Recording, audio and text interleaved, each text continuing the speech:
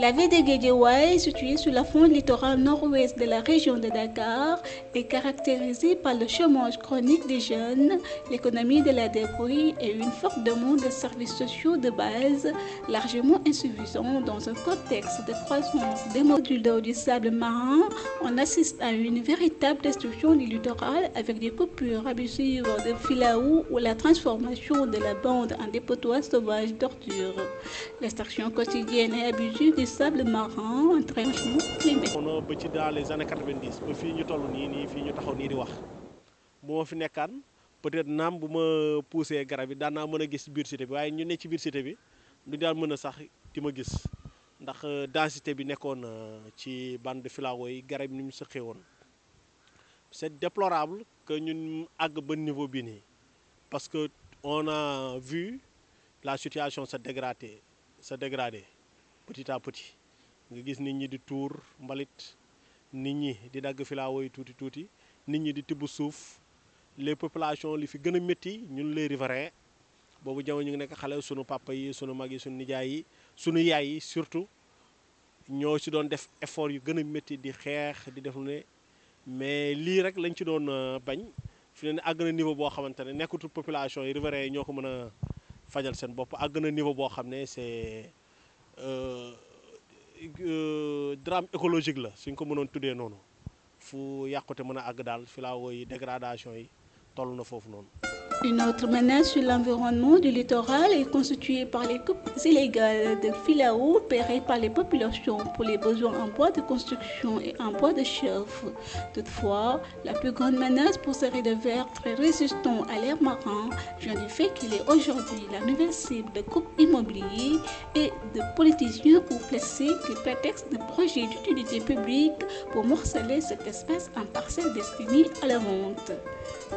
Déjà, en 2013, les autorités locales avaient annoncé 4 projets majeurs qui occuperaient une bonne superficie de la bande, à savoir un abattoir, 2 cimetières musulmans et catholiques, une mosquée et une église, un parking pour les édifices religieux ainsi qu'une pépinière en poumon vert. À cela s'ajoute l'extension de la VDN qui a pris à elle seule une bonne surface.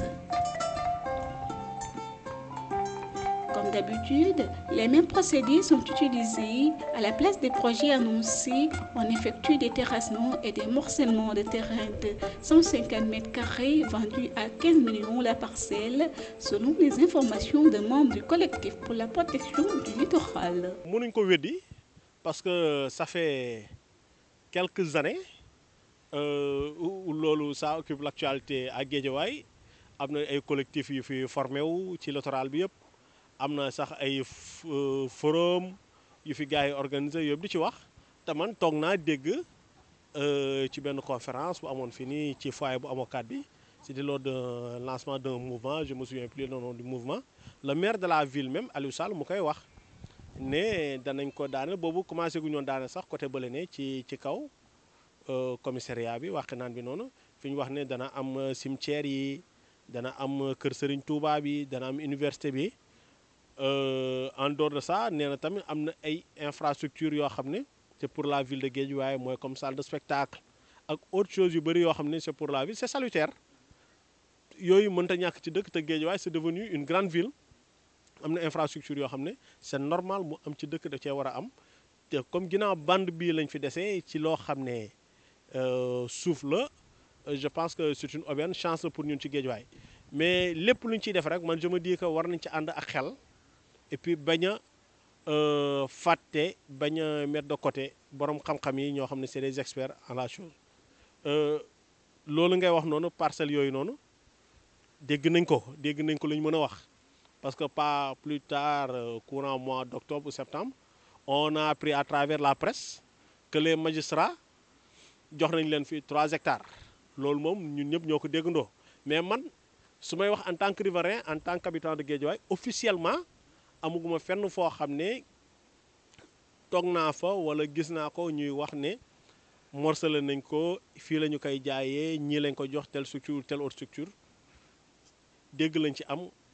for nañ ci weyu ñay comme on dit comme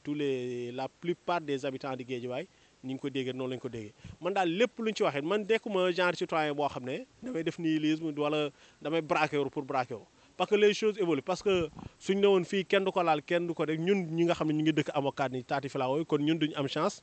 dëkk si fii nii te loolu c'est récent c'était dans les années 80 87 lañ fi ñëw 86 87 c'est normal évolution dana am mais leen daal xam naa ko filao yi xam-xam moo ko fi defoon pour préserver la nature moo ko fi defoon su fekkee ne suñ ko fi jëlee dana am impact bu négatif bu muy am pour l'ensemble du littoral de Guédiawaye man je pense que préserver ko moo ëpp njëriñ di ko fi jëlee ndax li fi nekk ci littoral bi actuellement nii moo ëpp fuuf ci ay habitation wala ci en terme de symbolique li nga xam ne mën nañ ko am ci ay parcelles ci bande filao yi mais bu dee nag procédure bu ñu déclenché la boo xam ne la tamit mënatuñ ci dellu ginnaaw mais je pense que war nañ continuer tamit ñu bañ ñi nga xam ne jiitu woon nañ fi ñu gën ñu rafetin ginnaaw ndax ñii kat dañoo xalaatoon temps premier filao la woon deuxième filao parce que ak lu ñu jàng kës néew tamit xam nañ ne géej gi moom du taxaw fii sur place la mer elle ne reste pas statique comme ça le peu de temps bi ñu fekk gis nañ dund sable yi ni ñuy avancé gis nañ géej bi ni muy avancé kon xam nañ ne géej bi nag mënul continuer taxaw foofu mu taxaw il faudra penser à reboiser encore à nouveau xaw ma ci ginnaaw tali bi lañ koy def xaw ma ci diggante tali bi ak kër lañ koy defaat mais loolu je pense que ci sama xam-xam bu gàtt gëm naa lu mënta ñàkk suñuy autorités yi nag man gëm naa ne compétence yëpp mu ngi ci ay xel yu sell ñu ngi fi ay doomi Guédiawaye ñoo ci nekk man yaakaar naa ne mu gën a rafetee ñoom danañ ko xalaatee def mais c'est normal que ñu questionné wu ci parce que tamit loo xamul tamit mu nekk loo xam ne dafa la soxal c'est normal questionné wu parce que d'autant plus que ñu gis tali bi mu ngi fi bëgg a yàgg si gis nañ suuf si ni muy wàccee ci kaw tali bi fan yi gis nañ ñu def benn murée bu ndaw est-ce que mur bi mën na continuer tenir téye suuf si est-ce que mur bi érosion marine bi doo def impact ci moom loolu nag peut-être demit ak yeneen questionnement ci état questionnement lañ nekk mais daal j'aimerais bien que bu dee am nañ instance yoo xam ne ñu ngi waxtaan ak ñoom ñu gën ko yaatal gën a wàcc à la base ba les populations ñu gën a tuuti ci population ñu mën a am niveau d'information yu baax ndax autorité moom bu jëlee décision jëlee mesure man je pense pas que ay mouvement yu ndaw wala benn population bu ñaxtu moo ko koy tere def parce que autorités yi ñun surtout les autorités municipales même su dee les autorités étatiques ñun ñoo leen tànn pour confier leen ñoom ñuy xool ni mu gën a rafetee te compétence foofu la bëri man gëm naa ne ñoom en tant que ñun gënu leen nekk ay citoyens gënu leen gën a bëgg dëkk bi ñoom balaa ñuy def dara def nañ les études préalables préliminaires ba xam ne li mën a nekk mais nag nit ñi tamit comme ñoo la fal ñoo la jox seen kàddu nga toogal leen foofu jox la sañ-sañ jox la doole ba ci alal gi ngay yëngu sax ñoo la koy jox man je pense que di leen informer à temps réel dafay baax parce que nga toog fii rek xëy gën a sa kër rek gis ñuy borné près de chez toi mënoo ci dara mais boo ko yëgoon nit dafay gën a rafet rek daal. Les populations de Guédiawaye, comme celles de Fanaye, Bambilor et un peu partout à travers le pays, sont sur le pied de guerre pour